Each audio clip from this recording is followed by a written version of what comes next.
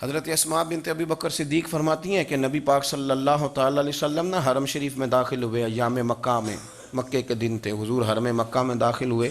کافروں نے، ابو جہل نے پہلے سے سازش کی ہوئی تھی۔ جیسے ہی حضور اندر داخل ہوئے تو شور کرنے لگا، کہنے لگا یہ تمہارے بتوں کو برا کہتے ہیں، اور تمہیں شرم نہیں آتی؟ یہ تمہارے معبودوں کو گالی دیتے ہیں، معاذ اللہ، یہ برا کہتے ہیں، میں خیال نہیں آتا؟ لوگوں کو اشتعال دینے لگا۔ لوگ مختلف جگہوں سے اکٹھے ہو کے حضور کے گرد جمع ہو گئے۔ آپ نے کہا ہے کہ بت جھوٹے؟ حضور فرمانے لگے کہا ہے۔ آپ نے کہا ہے کہ یہ کچھ نہیں کر سکتے؟ فرمایا کہا ہے۔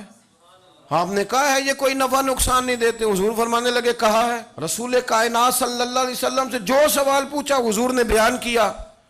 چاروں جانب سے وہ نبی کریم پر ٹوٹ پڑے، معاذ اللہ، مارنے لگے۔ حضرت صدیق اکبر گھر میں بیٹھے کھانا کھا رہے تھے، کسی نے کہا ابو بکر وہ تو حرم میں حضور کو مار رہے ہیں، نہ سر پہ ٹوپی نہ پیروں میں جوتا۔ ابو بکر دوڑے، سر پٹ دوڑے، بھاگے۔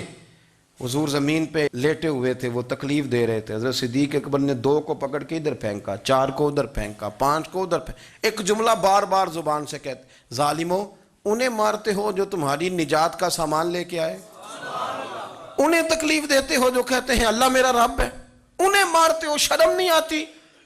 اب انہوں نے حضور کو چھوڑ کے تو جناب صدیق اکبر کو مارنا شروع کیا۔ عقبہ بن ابی معیط، عتبہ اتیبہ، ان کے ہاتھوں میں جوتے تھے۔ آج کل جوتے وہ نہیں ہوتے جو اس زمانے میں تھے، جوتا ہوتا تھا لکڑی کا، کھڑاؤں کہتے تھے، وہ جوتے پکڑ لیے اور جناب صدیق اکبر کے سر پہ مارنے شروع کیے۔ سر پہ جوتے لگ رہے ہیں، لگتے جا رہے ہیں، خون بہتا جا رہا ہے۔ حضرت صدیق اکبر نے بازو کھولے ہوئے، بے ہوش ہو کے گرے۔ حضرت اسماء کہتی ہیں میرے والد کو لوگ گھر لائے تو سر بھی سارا لہو سے بھرا ہوا تھا، چہرہ بھی سارا لہو سے بھرا ہوا تھا۔ عشق تے اگ دوویں ایک برابر، عشق تے اگ دوویں ایک برابر، پر عشق دا سیک ودھیرا، اگ تے ساڑے ککھ تے کن، عشق ساڑے تن میرا، اگ دا دارو میہ تے پانی، کوئی دسے ہاں پلا عشق دا دارو کیڑا، سجنا اتھے کچھ نہیں ہو بچدا جتھے عشق ہو رہا دا ڈیرا۔ حضرت صدیق اکبر کو گھر لائے تو لہو لہان ہے سارا وجود، خون بہ رہا۔ جناب اسماء کہتی ہے میں نے سر پہ ہاتھ رکھا، دیکھوں کہاں کہاں میرے والد کو، میں رو رہی ہوں، میں نے سر پہ ہاتھ رکھا تو کہتی ہیں بال بھی میرے ہاتھ میں آ گئے اور سر سے نا چمڑی بھی اتر کے میرے ہاتھ میں آ گئی، گوشت بھی سر سے اترنے لگا، سارا سر ان کا مار مار کے انہوں نے نازک بنا دیا، نرم کر دیا۔ آپ فرماتی ہیں وہ بے ہوش تھے، ہم ان کے منہ میں دودھ ڈالتے تھے، لیکن وہ جب بھی آنکھ کھولتے تھے تو زبان پر ایک ہی لفظ تھا، ظالمو انہیں مارتے ہو جو تمہیں کہتے ہیں میں اللہ کا رسول بن کے آیا، انہیں مارتے ہو۔